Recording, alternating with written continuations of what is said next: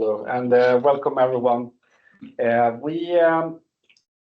This session ends at 7:30, and the way we usually do these sessions is that our esteemed guest and presenter first talk for everything between half an hour and maybe even up to an hour, depending on how engaged you guys are. But there's always also ample room for asking questions and then having a discussion and a dialogue after that. And I'm sure, May Ann, you're welcome that as well.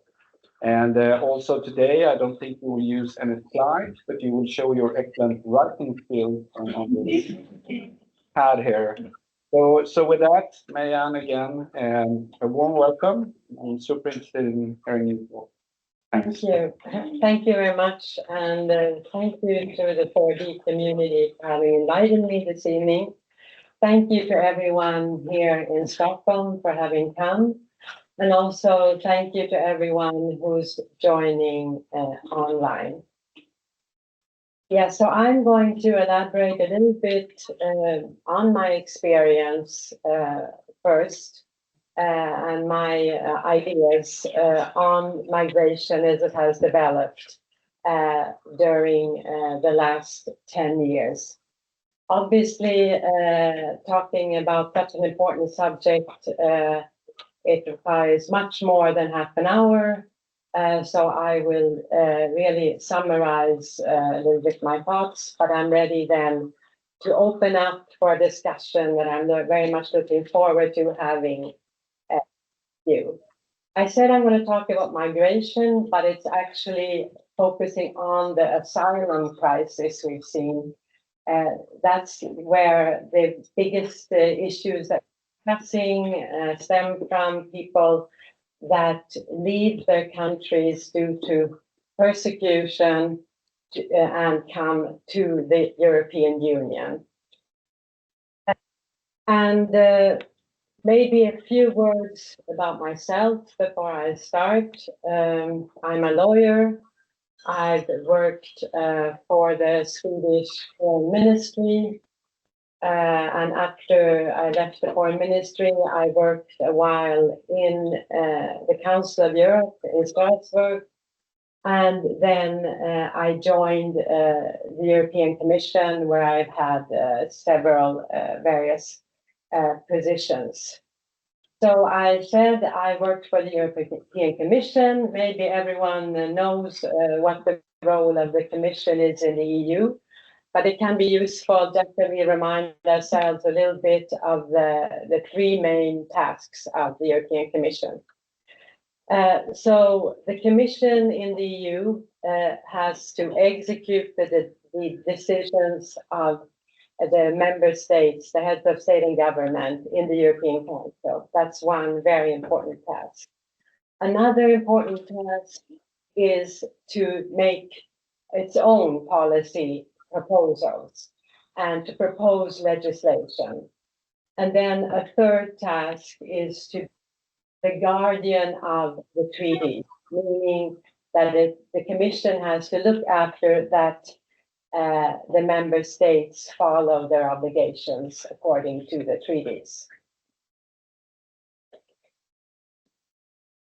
Okay, I'd like to now turn to the subject of this evening, and I'd like to take you back with me to the year 2016. I don't know if any of you remember the picture of the little boy, Alan Kurdi, the Syrian boy that was found dead on the sea in Turkey. He had left to go to Kos in Greece in a very small inflatable rubber boat with all too many people. They never reached Greece, obviously, and you remember this picture of the little boy lying on his stomach with his little head on the sand on that beach. Now, that picture had significant impact at the time.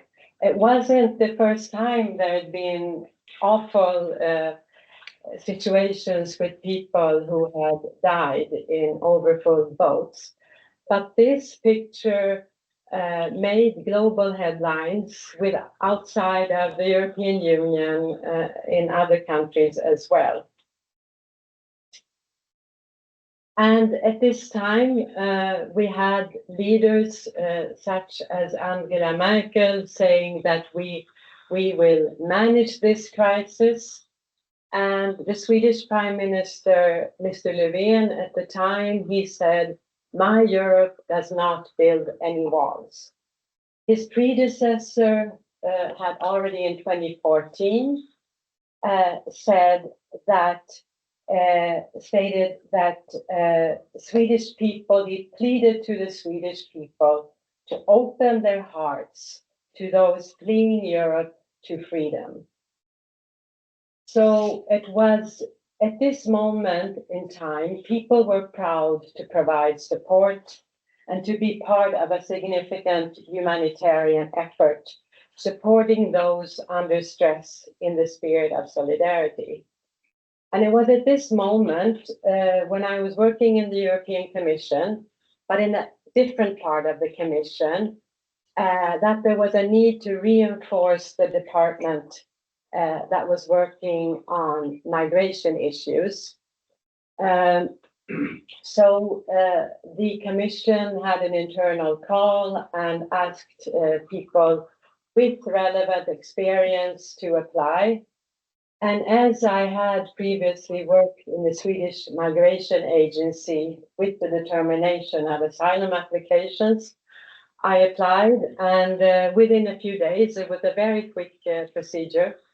I was employed in the asylum unit in the Directorate General for Migration and Home Affairs. That's the department of the European Commission working on these issues. And I worked there for 10 years. Since then, I've left the Commission, so what I'm saying here, I'm speaking on my own behalf only. So that's the background. Now, I think it can be interesting if we let's start with some figures, and my writing skills are not the best, I'm afraid. But I think we need to look at some figures, because if we look in 2016, so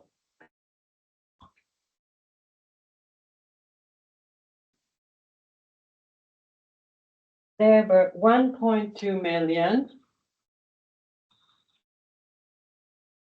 people that applied for international protection in one of the EU member states. EU member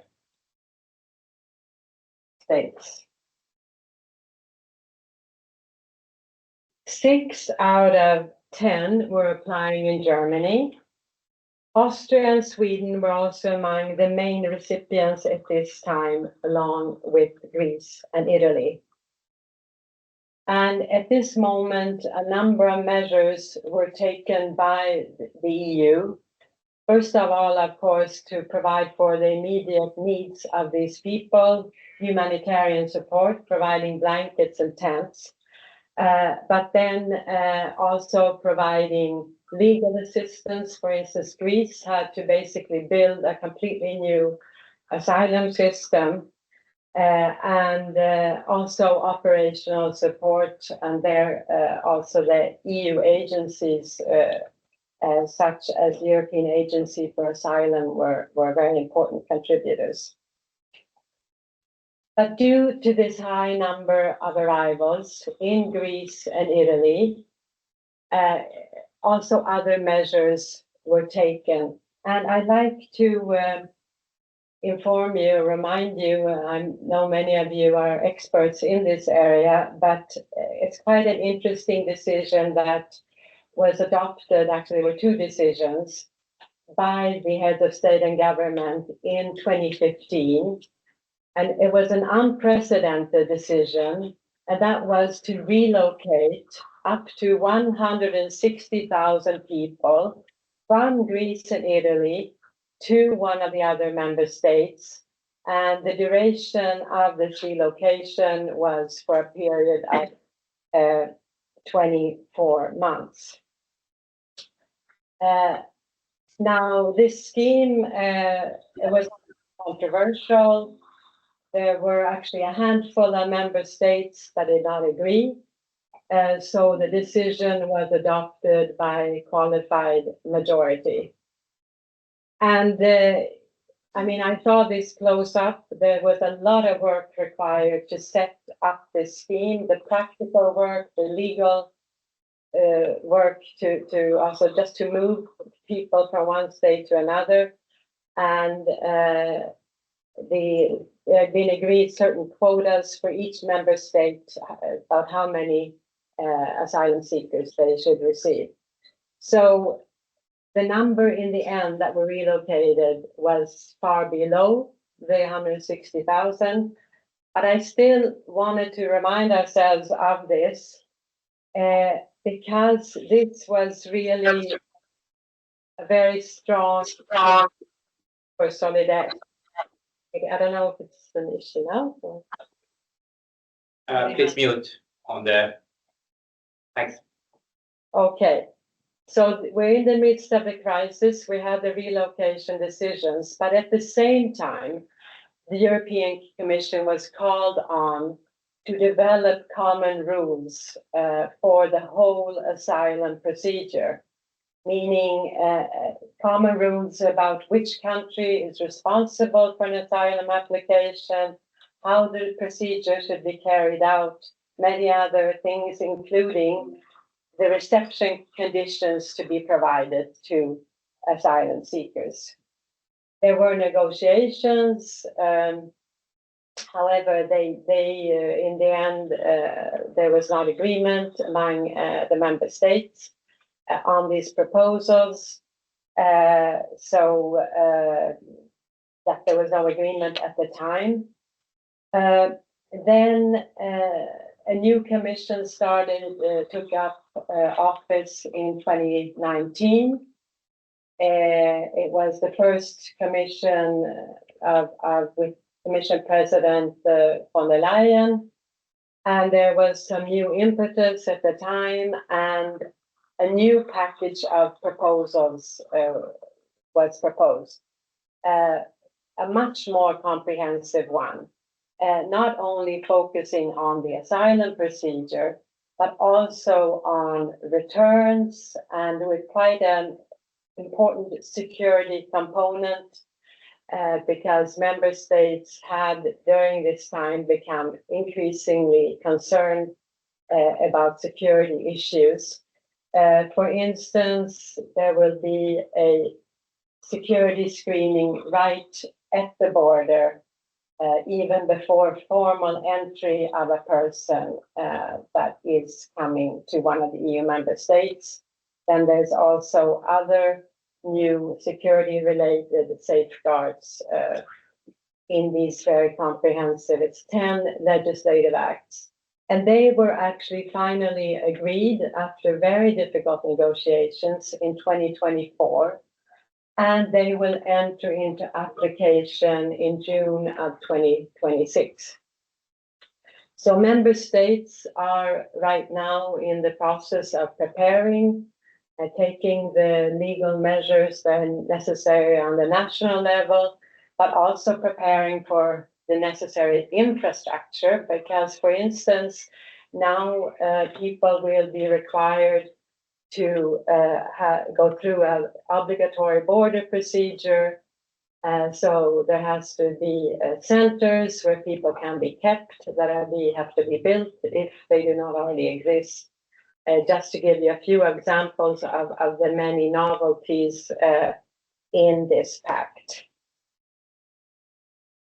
Okay, I'm going to end there with the situation where we are now, because as I said, this is all very short. We can go into more details if you want to. Now I want to look a little bit forward and look at where we can be going next year, rather next year, this year, and look at some trends. But first, let's have a look at the figures again. So what does it look like today? We have recent figures that the European Union Agency for Asylum has published. And according to them, there was a decrease of around 12% of asylum applications in the European Union in 2024. And this is not only the 27 European Union countries are included, but also Norway and Switzerland. So in 2024, there were 1 million. 1 million, difficult.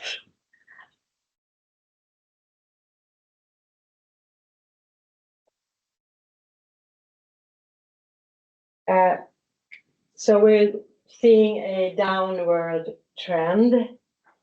The majority of applications last year were still submitted in Germany, with a total of 235,925 initial applications. And most people seeking asylum in the EU came from Syria, Afghanistan, Venezuela, and Turkey. After Germany, Spain, France, Italy were the main recipients. Sweden in 2024 received 9,645 applications for asylum. But then as concerns the positive decisions that had been taken in 2024, according to a press conference that the government recently had, they informed that the number of granted asylum-related permits are the lowest in Sweden since 1985. But regardless of this decrease in applications, governments are still working in crisis mode. And that's why I think we can expect some development such as the one I'm going to now outline. First of all, we're going to see more initiatives to keep people that apply for asylum outside of the borders of the EU. There's already an agreement between Italy and Albania, according to which centers have been built in Albania for the handling of certain asylum applications to Italy. Now, this arrangement has been challenged by Italian courts and by civil society organizations.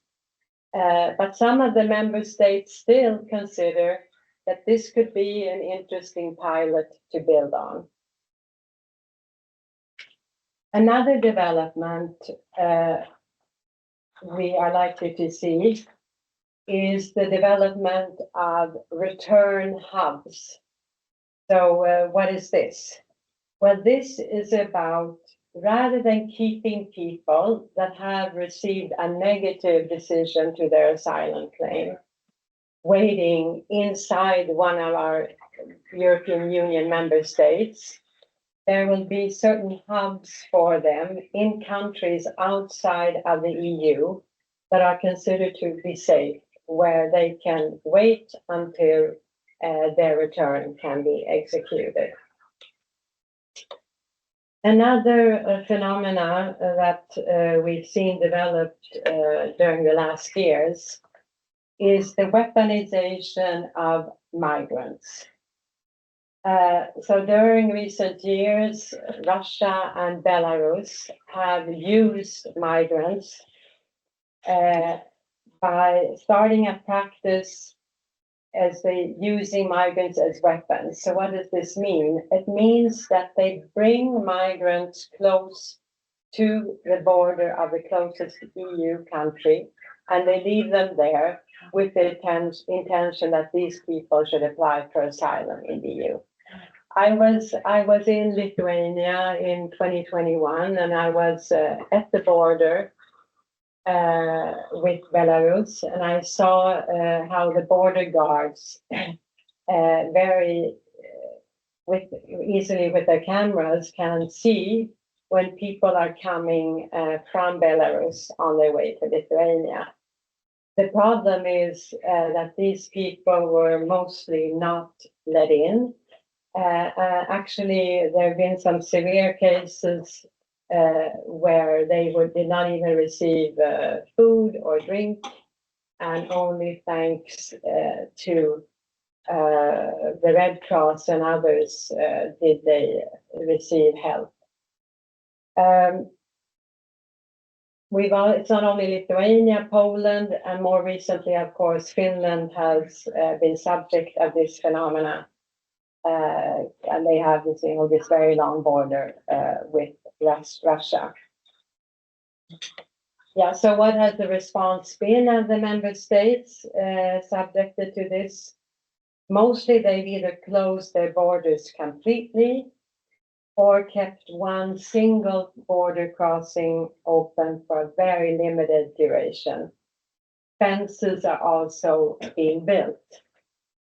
So this means actually that the right to apply for asylum is denied, although this is an important cornerstone of international law that needs to be upheld. These people's right to seek asylum has been taken over by security concerns. And while the member states affected must be able to maintain law and order, of course, and to safeguard their national security, the fundamental rights of these people cannot be neglected, and the special needs of those left at the border must be preserved. So we're seeing a situation whereby it's not actually the perpetrators that are being punished, but rather the victims of these acts.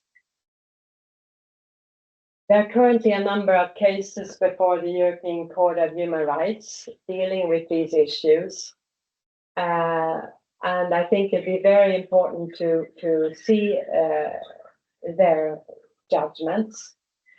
The court already in 2022 stated that a person cannot be denied asylum just because they did not cross an official border crossing. Then another phenomena I believe we will be seeing more of in 2025 is the agreements with countries outside of the EU, we call them third countries, aiming to keep illegal migrants from reaching EU borders. So the EU has already entered into a number of such agreements with countries such as Turkey, such as Tunisia and Egypt.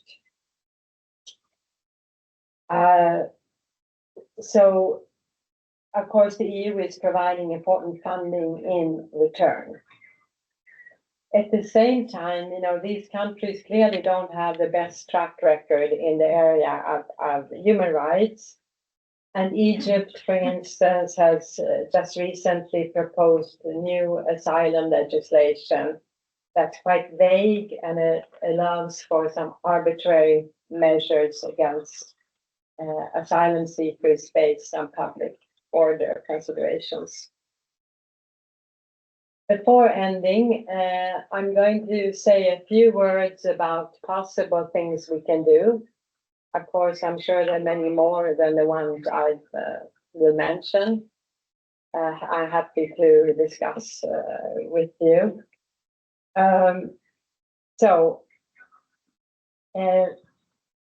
We need more alternative legal pathways for people to come to our countries. There is the possibility of resettlement, where member state representatives go to refugee camps and they interview them there. And once it's determined that they fulfill the criteria, they then are brought to one of the EU member states. To me, this can be used much more than it is actually now. Currently, there are only 14 member states that have made pledges during the period 2024-25. But they made pledges, but that doesn't even mean, in fact, that they will fulfill these pledges. I'm afraid I've seen this from my past experience. So that's one area where I think we can do much more. Another one is the Canadian sponsorship system, whereby a group of people, a group of civil society organization or others can engage to bring people into the country, and then also it's quite a responsibility they take, and they also support then the integration of these people that come by helping them. Another aspect which is of a different kind, but I still want to raise it. We need to fight this all too common narrative that we hear that systematically links migration to crime. This is so oversimplistic. We focus on a few rather to balance with reminders about the important contributions of a majority of the migrants into our societies. For instance, I found some very interesting data on Portugal, published by the European Commission on the 16th of January, according to which foreign workers have injected over 2 billion euros to the country's pension system with their social security payments. And this is apparently already sufficient to provide for 17% of national pensions in 2022. So we see there are potential economic benefits. There are also other ones, and but beyond the economic, there are also other ones just of meeting people with different backgrounds. We also need to get better integration. We need to find ways to build bridges between different communities in our cities. And their organization of cultural events, for instance, is a very good way of building bridges and meeting those that we maybe would not usually meet. So, in conclusion, what happened now? What happened since that picture of the Syrian boy on the beach that I spoke about initially? All too many no longer want to realize that when we talk about migrants, we're actually talking about people, we're talking about individuals. It's easier to rather dehumanize these individuals, consider them as a part of a war that needs to be fought, and keep them at as far a distance as possible from us, for us to remain safe. And I think this dehumanization is a very dangerous one, and we need to remind ourselves where that can take us and where it has taken us in the darker parts of our history. Thank you very much for your attention.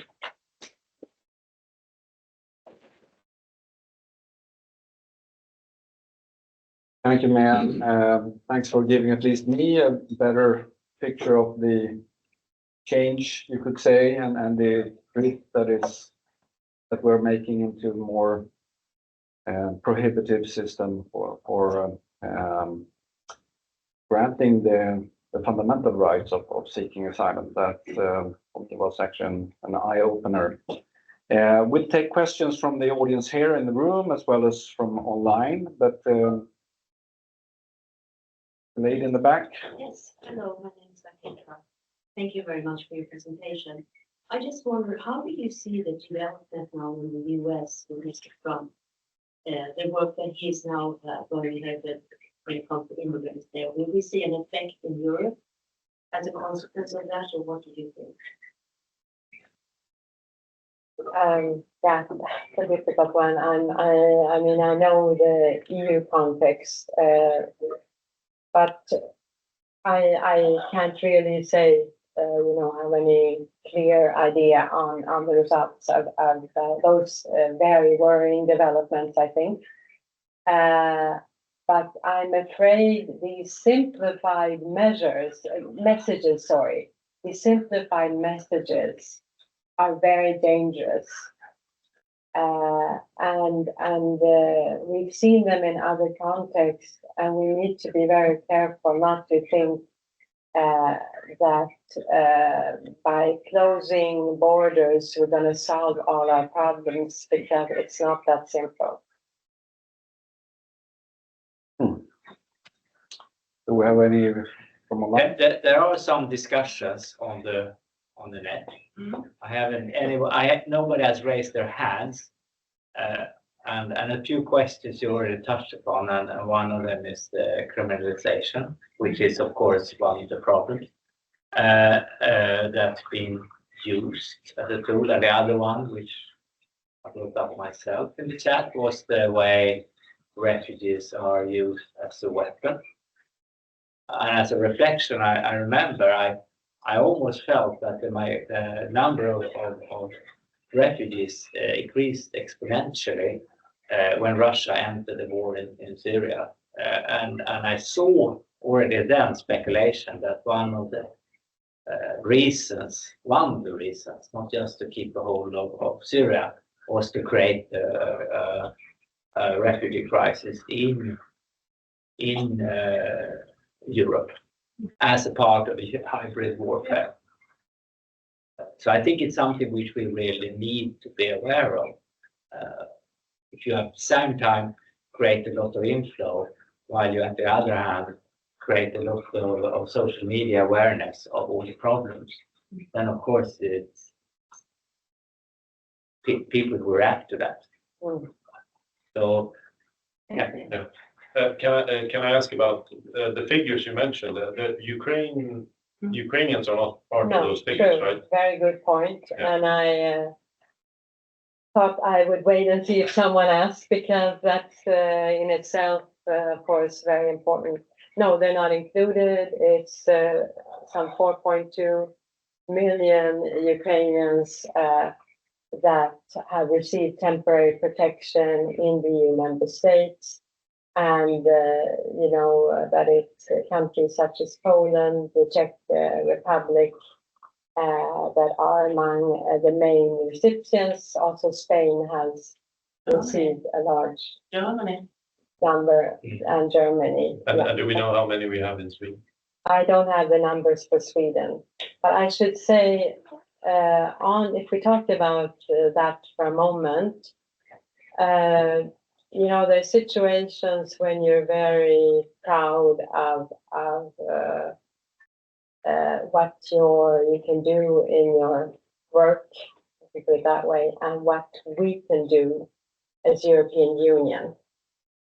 And as I was working when the unprovoked attack by Russia on Ukraine, in the department that prepared the implementing decision to use the temporary protection directive that had never been applied before, because that's the basis for receiving them.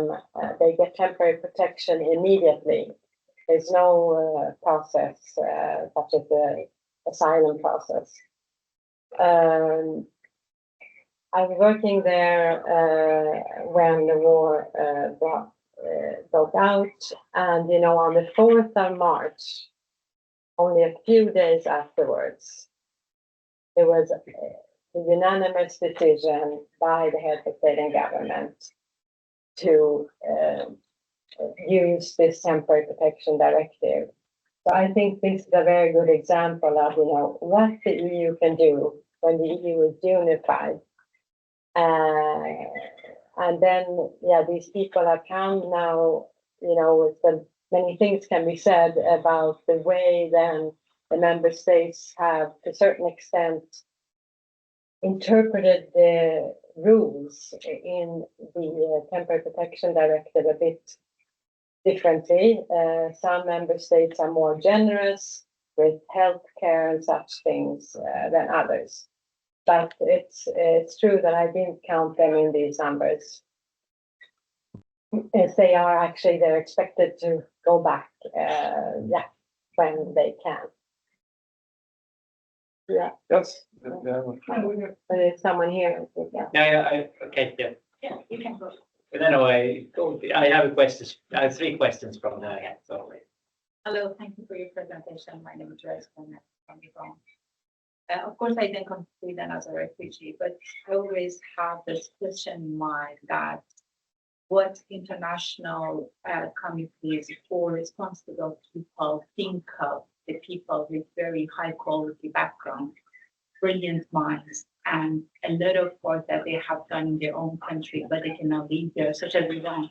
Iran is not under a war, but young generation in Iran is suffering a lot. And there was always a question like, is there any plan for them when they are applying as refugees? I do remember, like in 2019, there was like a guy in Australia, like after spending lots of years in one of the refugee camps, he won one of the biggest rewards of he wrote like a poem book, and he won the Nobel Prize and so on. And I was always thinking, is there any way, because you were talking about some solutions like bridges and all those things, because I know that if we involve those people and help them and support them in a way, like not more than the others, but with some kind of special consideration and ease of their work, and just help them and support them to come in a safer environment and start growing, they're going to be like great assets in the third country. And they're going to contribute in the global system. They're going to help everyone, not only that country. And but we don't see that. Like I know many of my friends that they were just running out of Iran and they have been killed or died in the Turkey mountains or Iraq mountains and so on. And and the brilliant mind has died there. And It's one thing I've been thinking about a lot, yes, because I think that to some extent, the brilliant minds that enter communities here, at some point in the future, the brilliant minds that come here will be the ones that's going to rebuild the society in those countries when it happens. If you recall, we had Greece was a military dictatorship when I grew up. We had actually people from Greece living here, creating an exile community that actually was part of rebuilding and putting Greece back on the path towards democracy. If I remember correctly, even the Prime Minister of Greece was a refugee in Sweden, correct? I mean, I think it's also a little bit people that come here, I feel, could be part of, at some point, rebuilding Iran or Iraq or whatever it is. that's what you hope for. That's what we hope Yeah. for. but if I can add also, I mean, I don't know if I understood your question correctly, that you're asking also about, how to integrate people that come here with high education. Yeah. And I should say that, so even though I'm not working for the EU anymore, but the EU does not have much competence there. It's more for each member state to set up their systems on integration. Personally, I mean, I've seen it's a terrible waste in my view. To discuss that is sometimes with taxi drivers, for instance, and you hear about the education they have, and they're still driving a taxi. I think it's It's a waste. I mean, I can't find words to really express what a waste that is. And I think we have a lot to learn and a lot to do there to change that situation to benefit rather of what people come with. And maybe even before integration, I mean, ease of the place for them to just come to the safer area and start growing more. Yeah. Because you can see like many people, as you said, like waiting and then in contact on the borders for years and years without any time.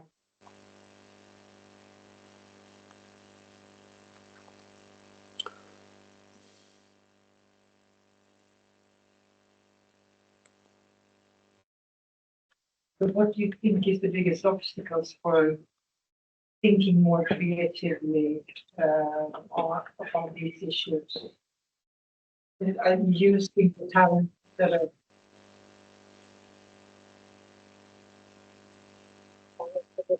Question, but I mean, I asked myself, I heard a radio program the other day with a Syrian man who had done Cote d'Ivoire, you know, he had engineer education, he applied for I don't know how many jobs, he wasn't interviewed even, I mean, I don't know this person, I can't say. But I think that actually some other member states are better at this, to be frank, than Sweden is. I think France, for instance, where there's more of a tradition of employing people that have different names and you know, yeah. Various There is a backgrounds. problem with the noise, so probably we need to. People from the chat now because we have a lot. 15 people raised their hands. I just finished this, but I think, you know, many times within the EU, there's a system of called kind of twinning or where you learn from each other, best practices. And I think this is definitely one area where there's space to learn from others. The union have mentorships for academics at least entering here, and you can apply. That would guide you through. That's one of the ways that it works. We let in the online audience, but also the way also I interpret the question is actually that you were talking about the dehumanization basically, and how we move into that direction, and you're actually talking about seeing the potential also for the people that is coming there, and I think that it's a very important takeaway as such. Please. Yeah, so I think Kasi is first. It's I'm having now some issues with some noise in the background, so perhaps if anyone has the microphone open, can it be turned off, please? Having said that, my question is, thank you very much, May Ann, for your very interesting and enlightening information. And it seems that a lot of countries in Europe are, on the one side, suffering a huge problem with demography. So we are in need of people. And on the other side, we have a lot of extreme right utilizing a lot of emotional, not fact-based information to drive a message to not to bring people in. So is there an option? Because it seems that the European Union, we have been very good with facts and figures, but that rational approach is not reaching everyone. Is there another type of message that could be delivered, another way to deliver a message to change how it is perceived, the importance of immigration in our flows? Yeah, it's a good question, and I mean, I don't have the answer, you know, but I can think of different ways. There have been social media campaigns, you know, to inform about the benefits of migration, for instance. It was a while ago I've seen such a social media campaign, but this is just one thing that comes to my mind. But I think we need, a lot of effort also from civil society organizations and others need to push governments, and also, we shouldn't forget about the European Parliament. It's very important that we all of us talk to our members of Parliament. They have a lot of influence as well. So we need to kind of find different ways to push and to raise the issue and require, that they think a bit differently. But it's not an easy battle to win, I'm afraid. Thank you. I was thinking of this Danish series, A Family Like Ours, which is about, the whole of Denmark basically becoming climate refugees. Has anyone here seen it? No. You people look like question marks. It's so strong. It's incredibly powerful because all of a sudden, sort of like it takes people like us and we become refugees. It's so easy now then to identify with that aspect and to think yourself into that situation. So that type of storytelling, I think, is super strong and super important. I'm surprised. Yeah. But honestly, I think, the big report that in a short time, Europe, we have so many people coming, right? We didn't have an integration that has really worked, right? So you can't have immigration not in line with integration, because then you will have a problem. Yeah. And now people, Germany, for example, they were very pro-immigrants. Now most people are very against. And so we first need to solve our problems, integrate the people that are here. I think for people to, think about positively about this, right? Because you see all these negative things every day in media. It was very difficult to see that people, become very positive to have more immigrants coming to European Union. Not the only country. Okay. That's. I have a few people that's waited for quite some time now to comment. So Christopher, I saw your comment and your turn. Yes, thank you. Thank you, and good to see you again, Marianne. My question is related to Casimiro's, actually. I mean, the situation where we have an aging population and an insufficient birth rate will create quite a lot of demographic problems and maintaining the welfare state. Do you have any example of any member state have a determined and deliberate policy to remedy this situation by means of, for instance, immigration? What we see instead is trafficking with migrant laborers that are exploited to take care of the sort of most imminent problems like berry picking or planting of trees and stuff like that. And that is not what we would like to see in a decent state like Sweden. But nevertheless, this is the situation. Trafficking is, to me, the only way we deal with it at the moment. Thank you, Christopher. Yeah, indeed. I mean, it's not always very logical, this policy, because at the same time, we're hearing, about birth rates going down and a higher number of aging population and all of this.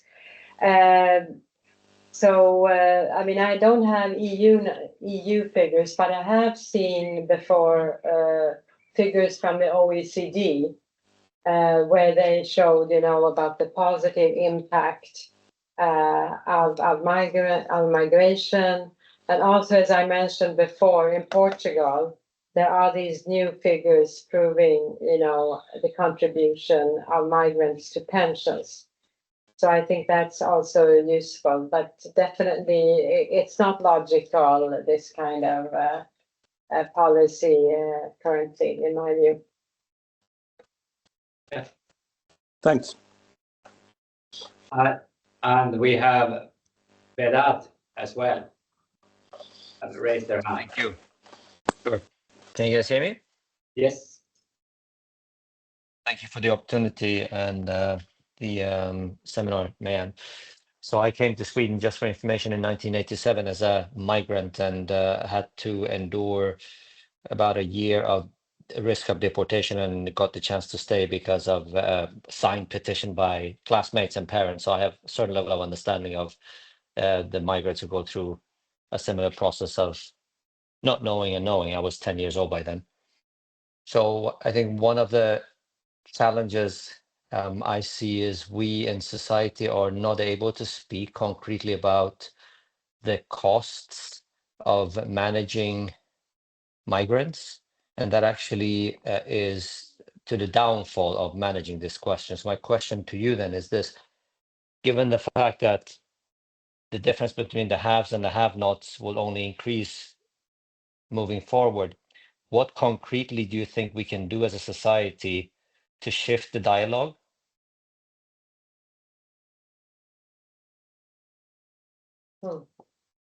Very important and very difficult question. I mean, to me, this is a question also more about the bigger picture where we're seeing bigger cleavages, more higher, very high salaries for certain people and very low for others. You know, it kind of ties into that very big discussion. So yeah, I don't really have any kind of a solution more than on the EU level. Once again, I think, you know, you can never lobby too much. Let's put it that way. But If I may just, and these if I may kind of just plant a, sorry, I competence- interrupted. Go ahead. Sorry. Sorry. There's a bit of a delay. I was going to say, if I just plant the seed, I think just for the sake of maybe after session discussion, if you'd be up for it. Part of our problem is that we want too much. So we want to raise the low salary in Sweden at the same time as that's going to create difficulties to provide jobs where certain people might be willing to take a job and certain people actually who are in this country are not willing to take that job for. Just one example, I think we are in part not having the right discussions around these difficult questions. At the same time, we're just too rigorous with our frames here in developed world, so to say, and it creates an unsustainable way of even remotely trying to manage this, I'm afraid. So I'm just concerned that what we're seeing we're basically inviting the right wing just to continue to eat into people's fear and make the situation worse is what I am concerned over. Thank you. Is there one more or? No, now we Yeah, have finished I there. have Geraldo here. Yeah, but one thing that I'm thinking lately is that, I don't know, we talk a lot about diversity, right? Diversity and inclusion.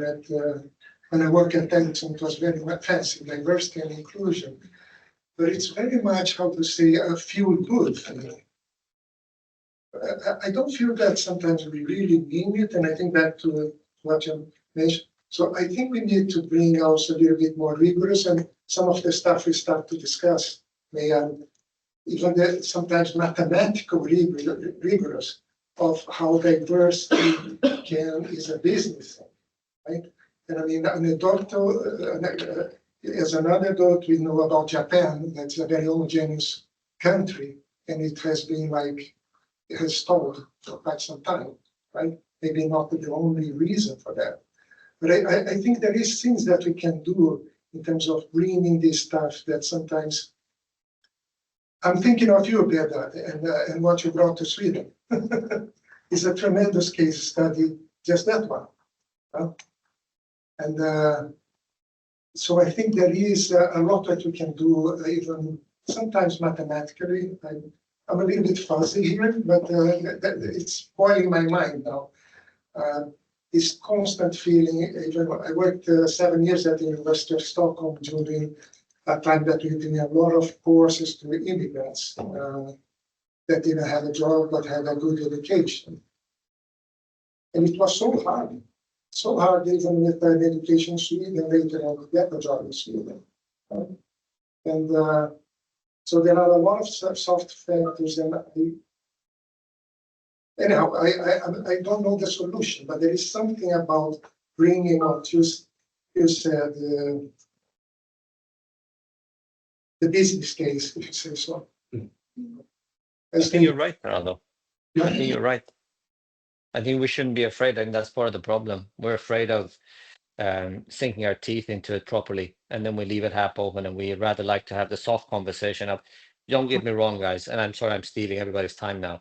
I love Reinfeldt and open up our hearts, but that kind of thing, we can see where we are now with the Swedish Democrats.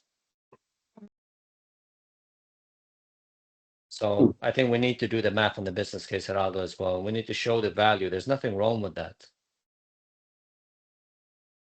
Anyways, you can see it's a topic I'm passionate about, so I'm going to just kind of put myself on mute now. Yeah, but it's very interesting. I see Christopher has raised his hand again, so Yeah. I will let him in. I'm a born optimist, and I hope that time will, to some extent, solve the problem.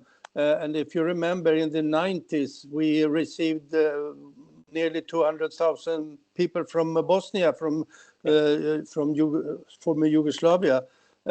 Today, I would say they are more or less completely integrated. At the time, we were quite worried. We were speaking about criminality and the Jugo mafia and so on.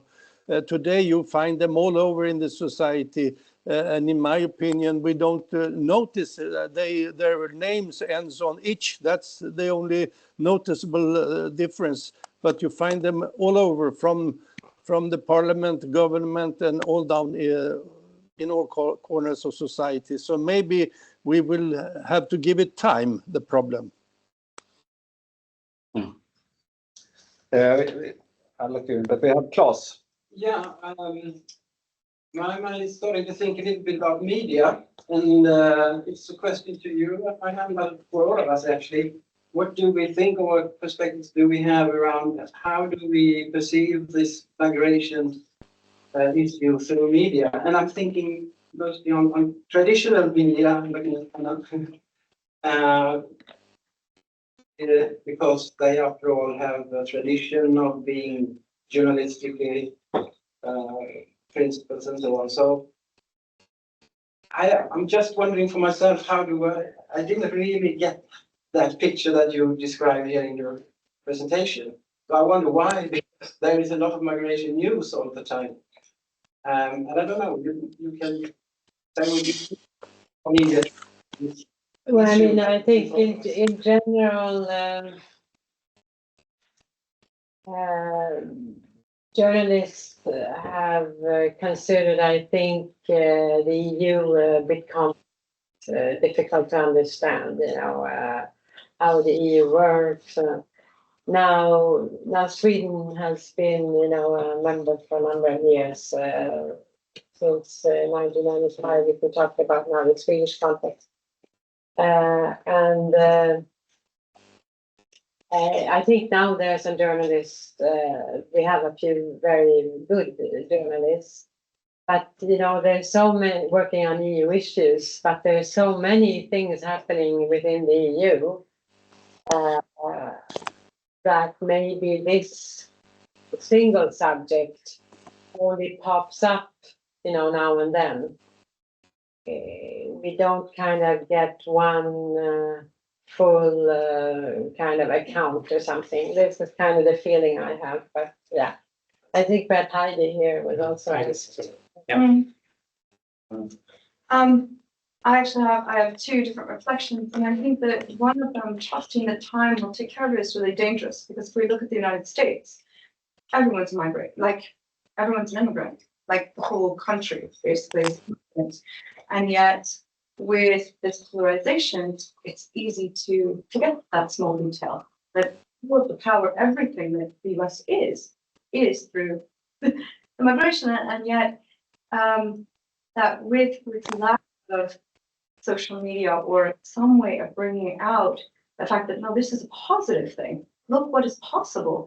And if we see the US, I mean, here what Trump is starting to do, which is actually going to decimate. I mean, it's like horrible for the economy in the US.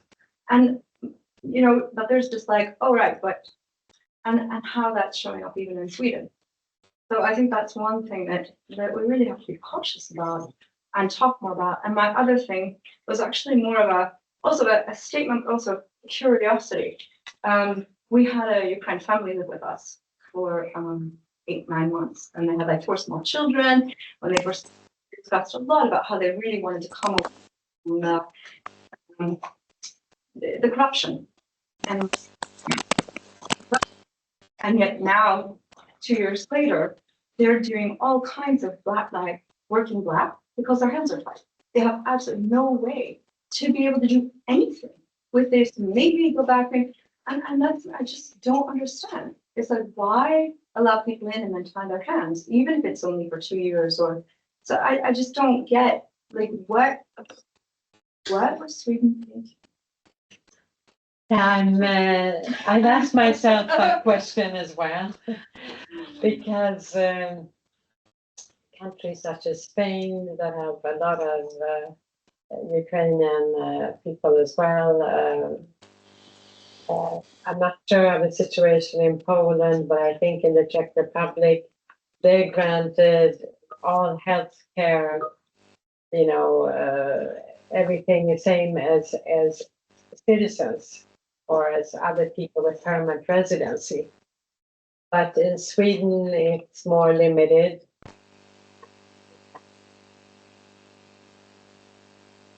Why? I don't know if you have the right to a personal number, which I think it's a new since November or so. But I'm not sure. I mean, I know it doesn't give all of the benefits. So. I just had a comment, and it's going back to a terrible man and the quotation that one murder is terrible, 1 million murders is just a distance.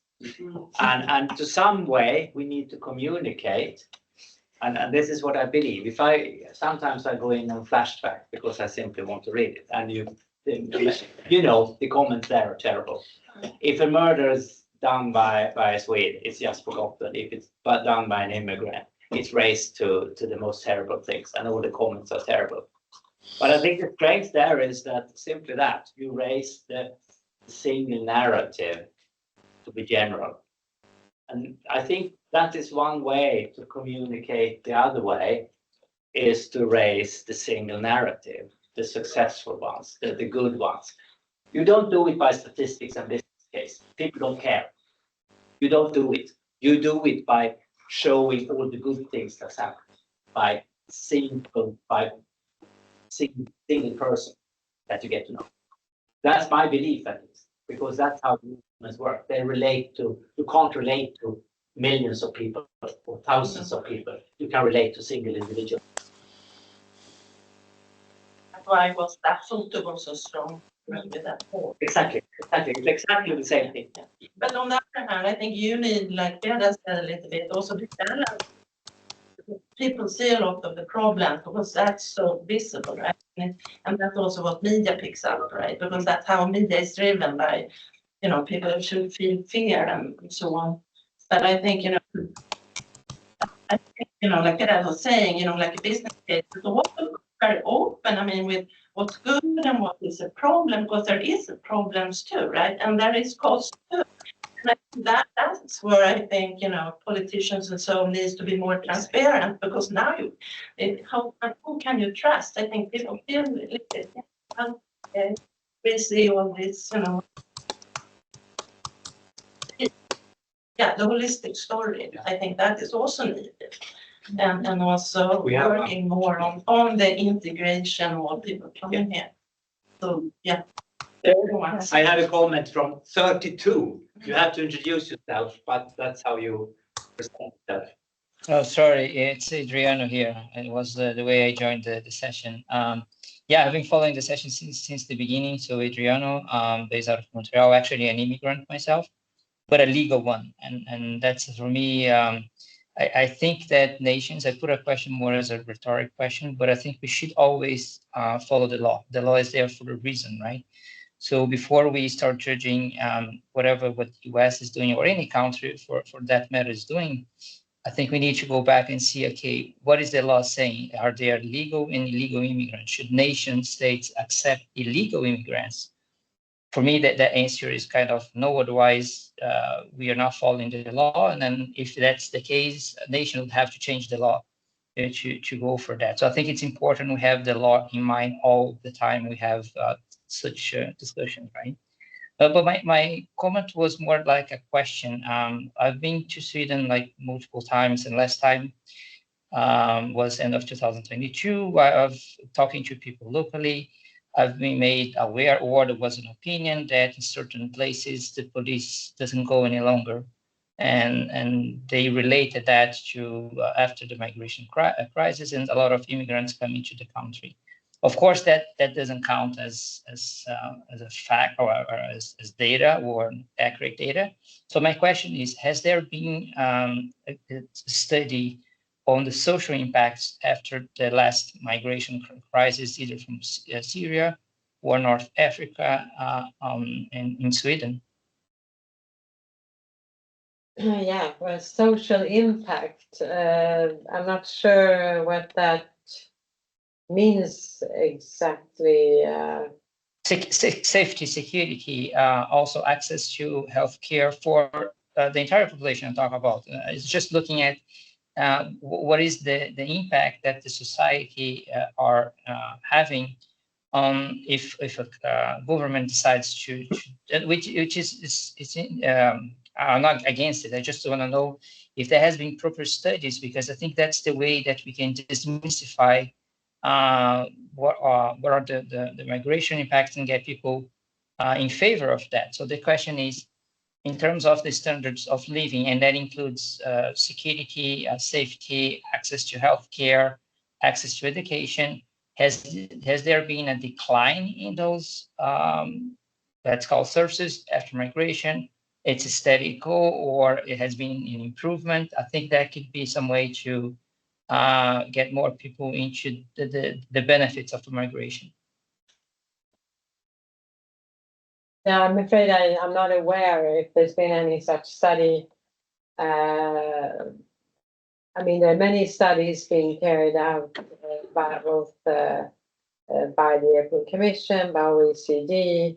There's also a joint research center of the EU, which carries out many useful studies. But yeah, not offhand, I really am afraid I can't tell you. Okay, thank you. Yeah.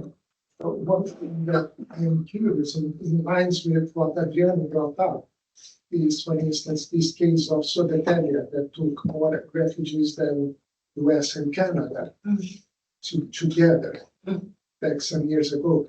It would be interesting to see if there has been any study. Is Södertälje better off today or? No, but I don't think it was more refugees. It was, I think, Iraqi applicants, if I remember correctly.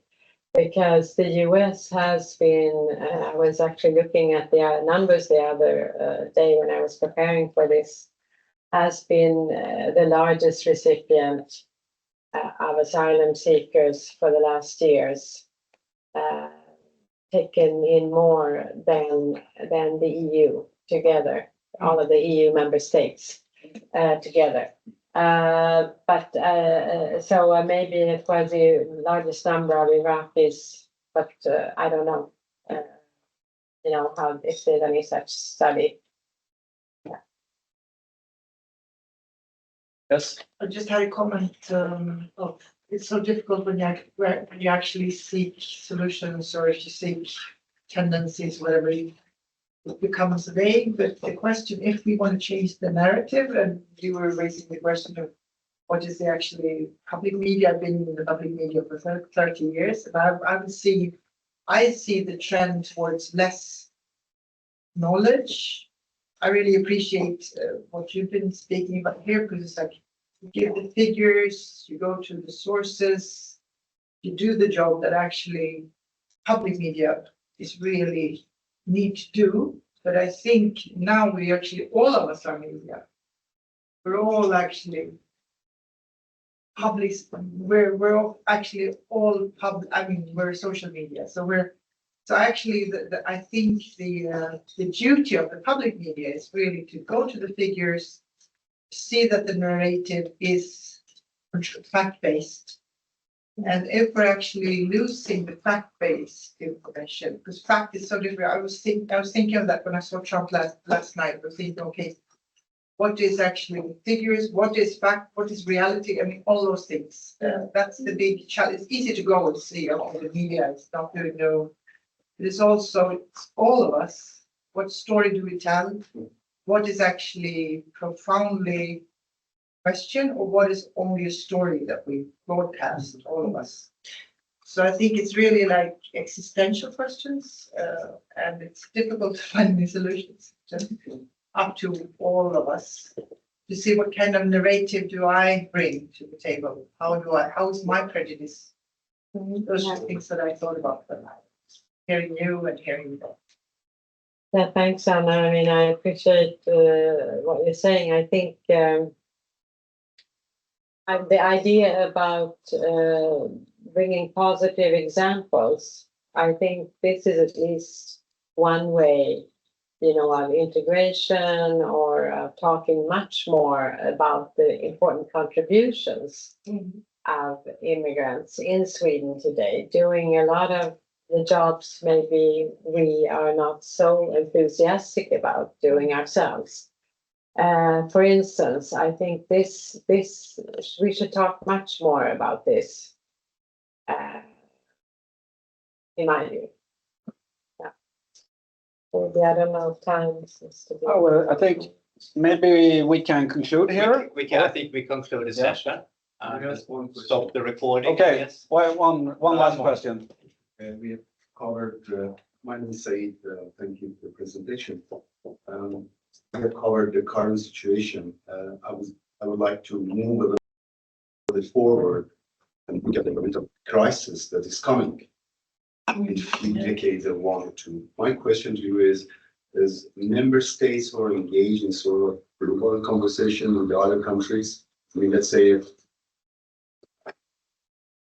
extreme heat, extreme raise of water, sea waters, will really bring this magnitude of your figures multiple. Millions of millions. It's not just 1 million, it could be 30 million. Just 30 centimeters of water raise will displace several million in Bangladesh, Philippines, even Holland, and Maldives. Is there any global conversation which member states having? Thank you. That's a very important question. And yes, when I was working in the Commission, we were definitely confronted with this question. We were looking at it.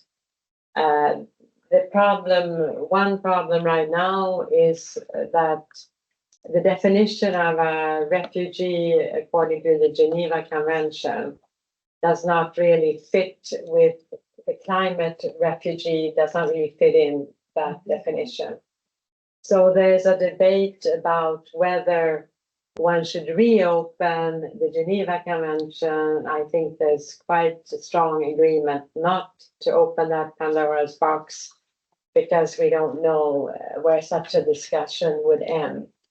But there are initiatives. There's also the Nansen initiative, I think, within the UN, working on this. Personally, I think it's definitely a question that's not going to go away.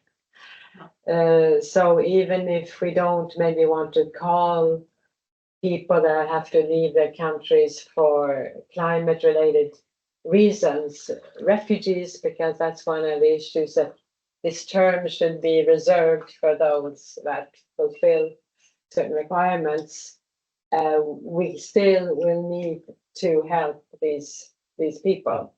I'm convinced it's not anything we're going to have to be able to stay away from.